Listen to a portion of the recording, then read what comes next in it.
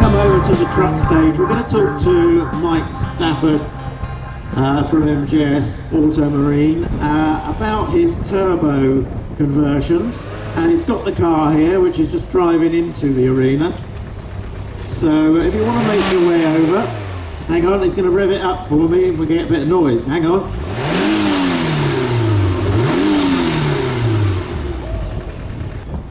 But if you can come over and you can find out all about turbo conversion and how you can get it done to your car, perhaps.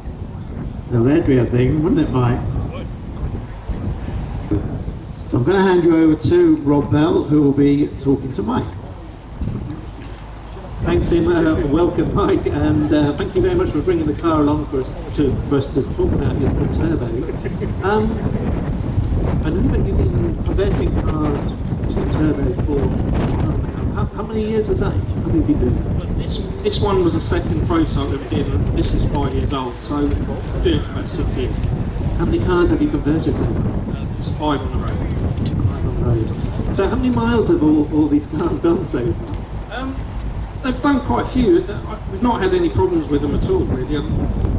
They're pretty reliable. The beauty of it is we use a lot of parts that, of the Rover 75 and the ZT. So they're all proven parts. Be involved with a turbo conversion. Are we talking about an engine transplant from, well, as you said, the Rover 75 and the MGTF ZT 1.8 turbocharged K-series engine? Are you talking about putting one of those units in, or can you turbocharge an existing engine which is already in that car? You can do either. The easiest way is to just take the block out of a Rover 75 or ZT turbo, because it's already got the lower compression pistons components, so it's quite an easy thing to do. What we did is, if we did a TF135, we would put that head on it, so it's got the 135 cams, and we'd recondition everything. So it'd have a new turbo core, have new rings, big ends, everything. It'd just be a totally reconditioned Rover 75 bottom end and the TF top end. And the first 3 or 4 cars we did, they were all 135s because it was easy.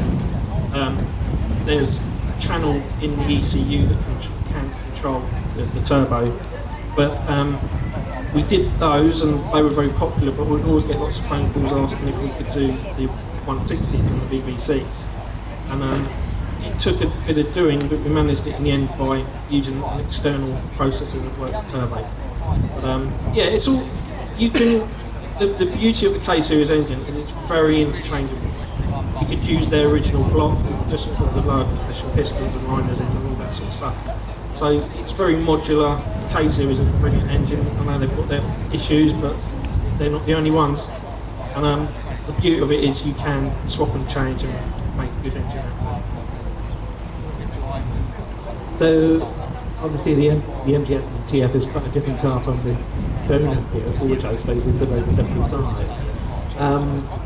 Having looked a little bit into it myself, I don't know you've got a huge amount of experience about it. It's mounting the turbo, isn't it? It's the exhaust manifold and trying to get it in that space, which is quite narrow between the engine and the fuel tank. How have you managed that? Right, well the beauty of it is that the engineers at MG Rover were toying with the idea. In fact, the VVC was going to be phased out and they were going to do a turbocharged TF. So the bulkhead's actually got room there for it. It's just a case of the way they were going to build a new manifold for that, but we have to make do with the Rover 75 one. So there is a little bit of fettling, there's no cutting involved, it's just basically we anneal and move the bulkhead a little bit more over. But there's surprisingly a large amount of room in there. And we've never had any issues with overheating or anything in that area at all. And the temperatures remain fairly constant. So we were chatting just before we started, and you've been doing this for 5 years.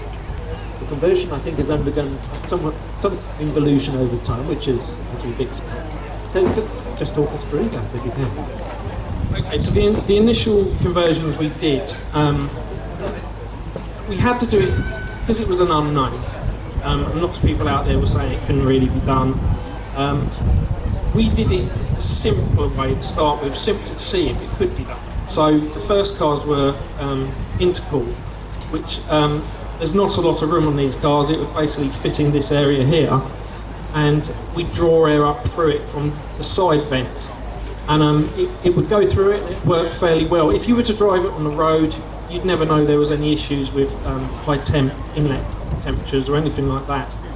But when you got it on a rolling road, you could study the data coming out. You could see that it coped fairly well until high RPM, and then the speed of the gas for it was just too much for the intercooler to cope. So we've now on this one, it's fitted with a charge cooler, which is quite complicated, and the amount of room you've got to work with is limited, but it works so much more efficiently that the power output is probably about 30 horsepower more at high revs. The first ones we did were mapped to about 200, and they were probably, when the intercooler wasn't as efficient as it should be, it was probably putting out about 180. But what was good is the torque. The torque was like 285 newton meters, and that was what would really give you the thump in the back. This is a VVC. It was a challenge to do. Somebody said, "Oh, can you do a VVC?" And we thought, "Oh yeah, why not? We'll give it a go." And it took about a year to get right because the fueling and everything is so different from the non-VVC. It revs 2,000 RPM higher than the other one. The turbo that we used originally from the Rover 75 is a low pressure turbo, so it would run out of puff at higher RPMs. So on this one, it's a lot different because I've put a bigger turbo in it, and the charge cooler makes a massive difference.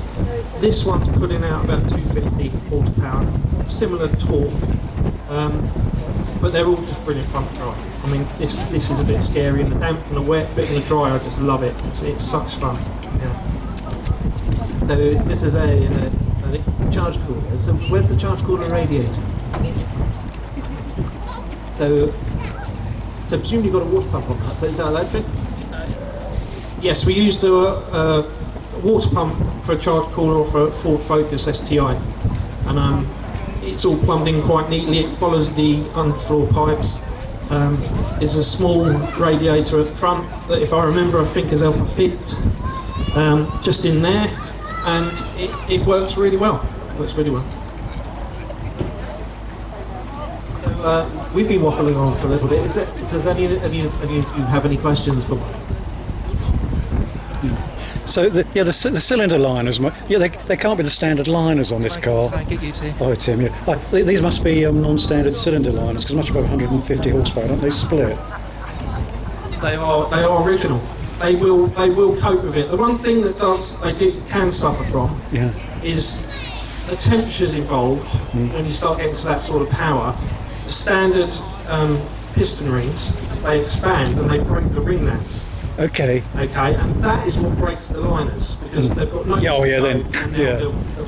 like a wire brush in there. Yeah. This one, we've learned that you have to shave a little bit off the rings so that they fit in there, and there's a little bit of gap. There's a problem with that because it causes slightly more blow by.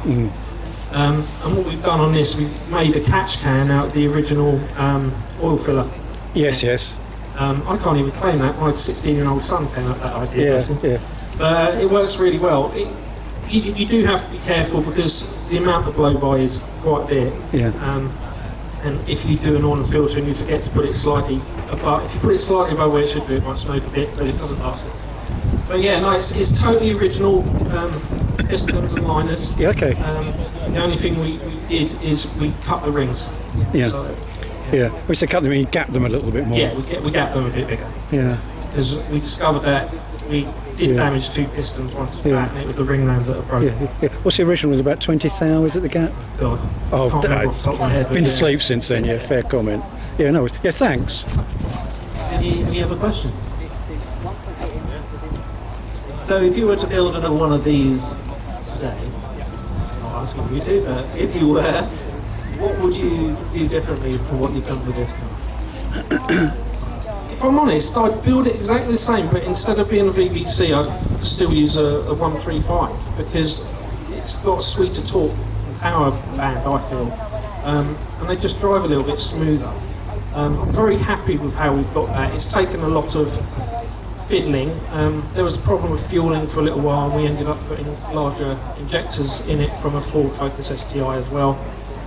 With the 135, you don't have to do stuff like that. The fuelings and the injectors can sort of cope with the rev range we were talking about. But I'm very happy with that car. I've had it, it's 5 years we've had it on the road, it's been very reliable, and it's smiles per gallon. It's really good fun. Yeah, the BBC is an interesting choice to turbocharge, isn't it, actually? Because the whole purpose of the BBC is to promote low-end torque and high-end power on a normally aspirated setup, which might be at slightly at odds of what you're trying to achieve with a turbo, where you don't want the exhaust gas scavenging with a decently wide overlap between the exhaust and inlet. So, was that something that you had to map out? Did you map out that on the Did you have to map out that on the BBC, or did you just sort of let the BBC timing pretty much as standard? We've left the VVC timing pretty much standard, to be honest. The whole thing with a turbo, the reason you put a turbo on an engine is more air and fuel you get in, more bigger bang for your bucks. So it kind of complements the VVC actually, because the valves are staying open slightly longer, so you've got that force going in for slightly longer, so you're getting better pressures, and it works very well, and it is very quick. It's the only thing that I would say is it's not as, probably it's because I'm getting older, but it's not as smooth as the 135s. I love their 135 turbos. To be honest, the only 160 we got, and it's mine, and I love it, but whether I'd do another 160 if a customer asked.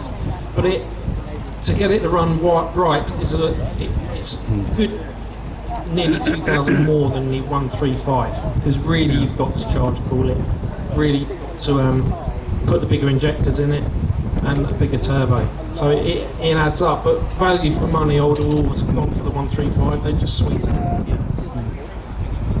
So we're talking about value for money, and I suppose it does bring us on to that subject of cost.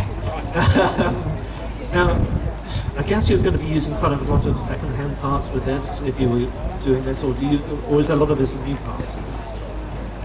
A lot of remanufactured parts. So the turbo cores are quite readily available. The manifold itself would be second-hand because they don't really do those new. But everything that can be refurbed or renewed is done. The parts up till recently were really readily available. You could go to any breakage yards and there were quite a few Rover 75s in there, unfortunately. But the turbocharged engines are getting a little bit scarcer. But what we've done with that is that one's actually got an MG6N series in it. So there's a supply for a little while of parts. Yeah, it shouldn't be too hard. If a customer would come to you and said, look, I'm really, really keen to turbocharge my car, what kind of ballpark figure would that be for that conversion? Okay, what I'll say on that is at MGF20 we bought one of our first turbos here, and as we pulled into a little arena there was a MGTF that had the Honda turbocharged engine in it, and I was reading the specs on the back of it, which were slightly higher than ours, and it was like, that's peed on my bonfire. And I was he was revving it, and his turbo noise wasn't as loud as mine. I know that's not major important, but it was a little bit of a thing. And as he drove in, Tim asked him all about it. He said, yeah, it's 300 horsepower, and it's this amount of torque, and I'm thinking, oh, it's going to make mine look rubbish. And he said, how much is the conversion? And it was £35,000. So at which point I thought, yeah, okay. We do that conversion for 3,500 to 4,000 plus the VAT, which does sound a lot of money, I granted, but it totally transforms a vehicle. It drives so well, and it's not that much lower power than that other vehicle, really. So yeah, it's about 3.5 to 4, depending on the sort of specs you want. We could get you on the road in one that would work perfectly well, perfectly reliable, about 3.5 plus. It just boils down to what specification you want, what kind of power you want, and where you actually go with the conversion. again, whilst we're on that... Well, sorry, I'm sorry to monopolise things, Tim. Cam timings. Presumably with the 135, the factory standard cam's 255 degree duration, yeah? And you stick with that? Yeah, to be honest, yeah, we didn't go into clocking in cams or anything like that because we were doing things on not a budget for us, but a budget for you people. At the end of the day, you were talking about vehicles that are worth £1,500 then. Who wants to spend another 3.5 or more? So if you start... Seems reasonable to me. Yeah, if you start getting into clocking in and putting those sort of parts on it, then you're adding thousands. We literally got it to work and work well and reliable. Yeah. You start doing things like that, unfortunately you're also changing the goalposts as to how reliable it is. Yeah. This is your interpretation of what you think is going to be the right settings.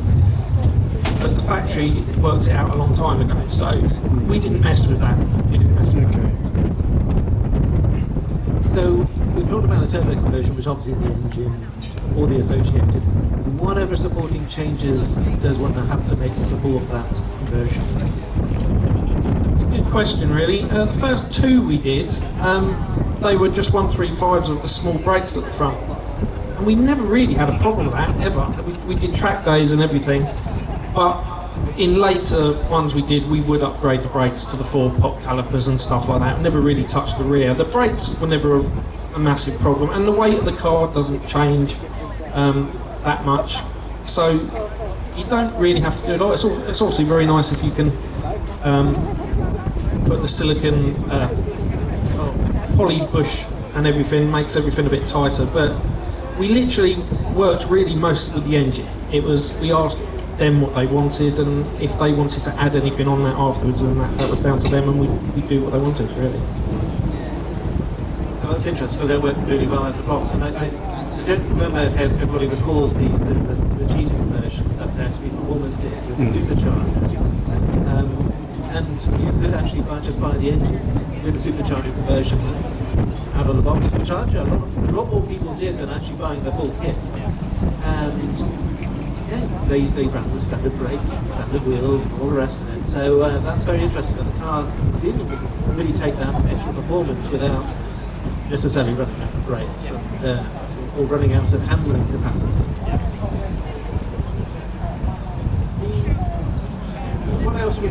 What else would you like to do? What would your ultimate conversion be?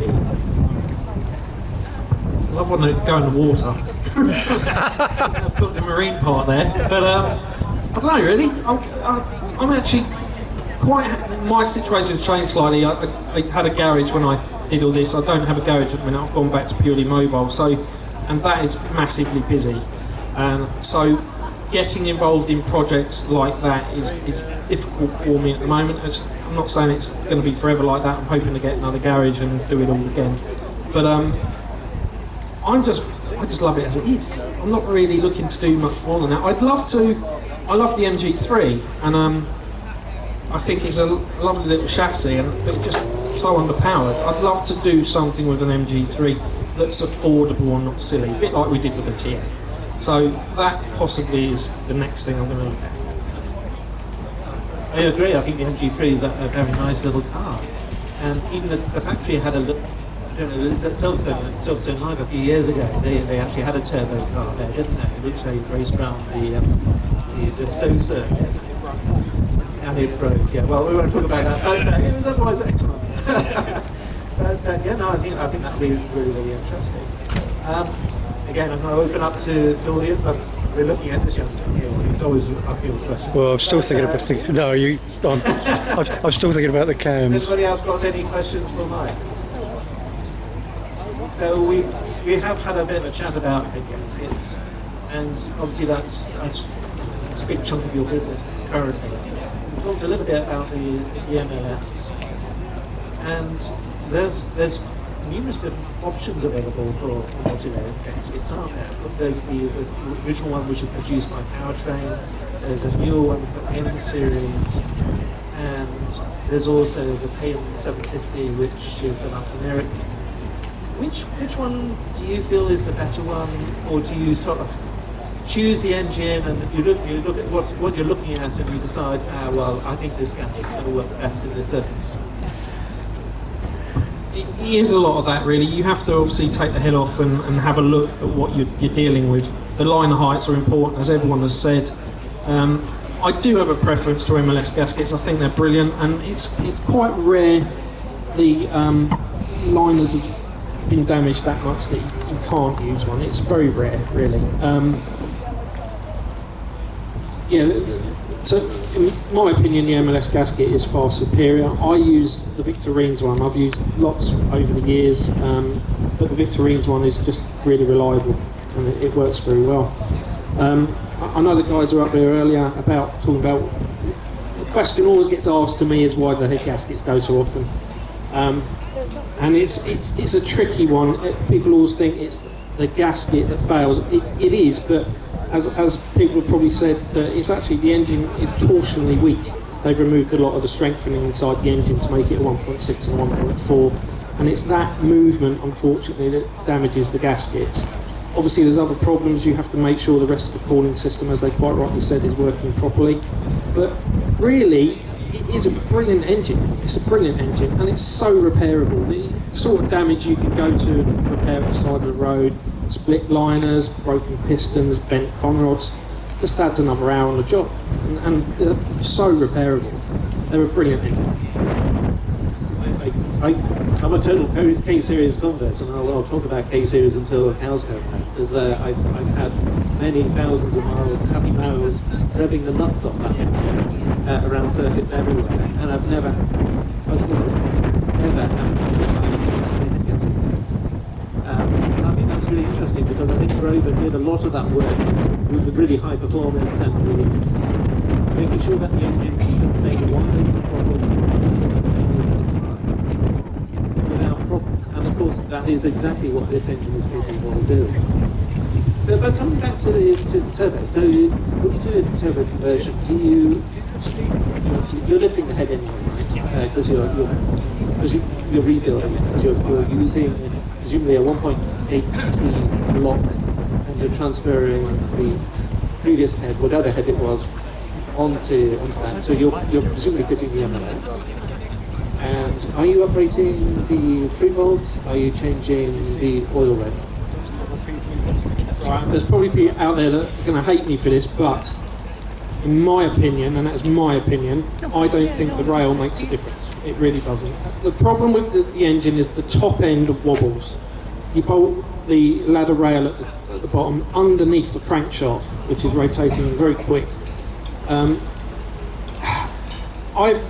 At the end of the day, they did a PRT thermostat thinking it would cure head gasket issues. It never did. They then came up with the ladder rail. It never changed it. They still went through head gaskets. It changed when they developed the MLS head gasket, and it's down to that. They haven't cured the problem, but they've found a cure that would last longer, because it can't say it's never going to go again. It just delays that process, because that, like I said, that torsionally weak engine is doing that. The original gaskets, when you used to get oil and water mixing, it's because the elastomer in between. It's like when you get silicone sealant on your fingers in the kitchen or bathroom, and it dries, and you just rub your fingers together and it flakes off. That's the exact process that was going on with that head gasket. Because the MLS gasket hasn't got anything silicone embedded in it that can do that, that's why it lasts longer. It allows the head to move.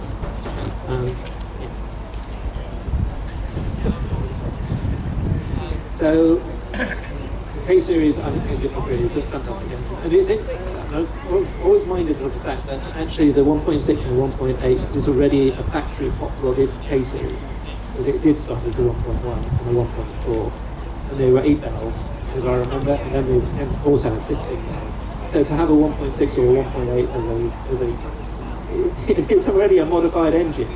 And what I find astonishing is how much extra abuse that they seem to take. Because you can get them naturally aspirated up to over 200 brake horsepower. You're probably getting over, well, you are getting over 200 horsepower with a turbo. You can get similar high power with a supercharger. So there's lots of different ways you can get, these engines will seemingly can take it. Is there anything else that you would do, you would advise anybody who's got a high performance K-Series what they should do to the engine, which we've talked about a significant bit because of the capacity. But is there anything else that they need to be wary of in terms of use of their engine, servicing of the engine, any other sort of advice that you might have?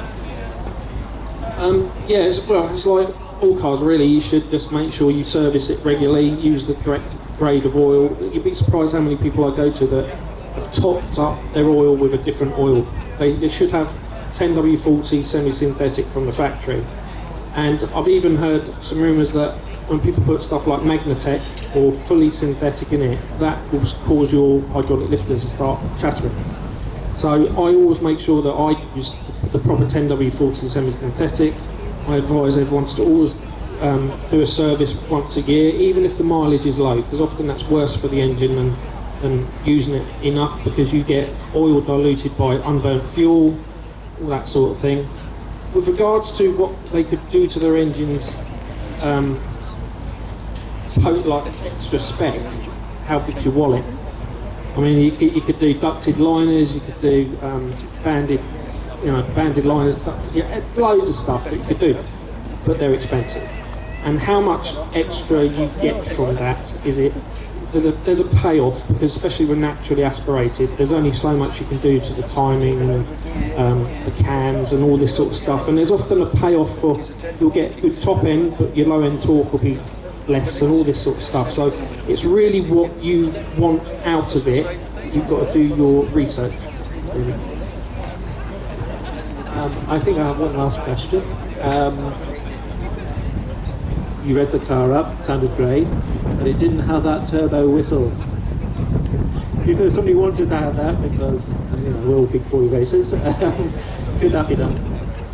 Yeah, I've taken off the dump valve on mine because I like the wastegate chatter. Unfortunately, when just revving it there when it's not under load, it's not creating a lot of boost. So I took the blow-off valve because it did sound getting old. It just sounded like a boy racer. So I mean, it's subtle. I'd left it subtle, so I didn't really want people to shout down the road to me. But I actually really like the wastegate chatter instead. But unfortunately, because I'm revving it and it stands still, you can't really hear that. But I prefer the wastegate chatter, just a nice sort of noise.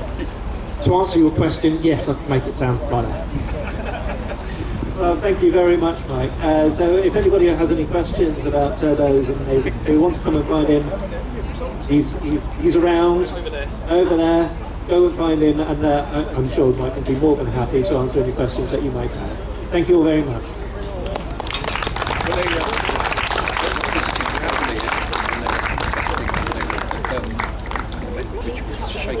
Lovely, thank you, Mike and Rob. Here he goes.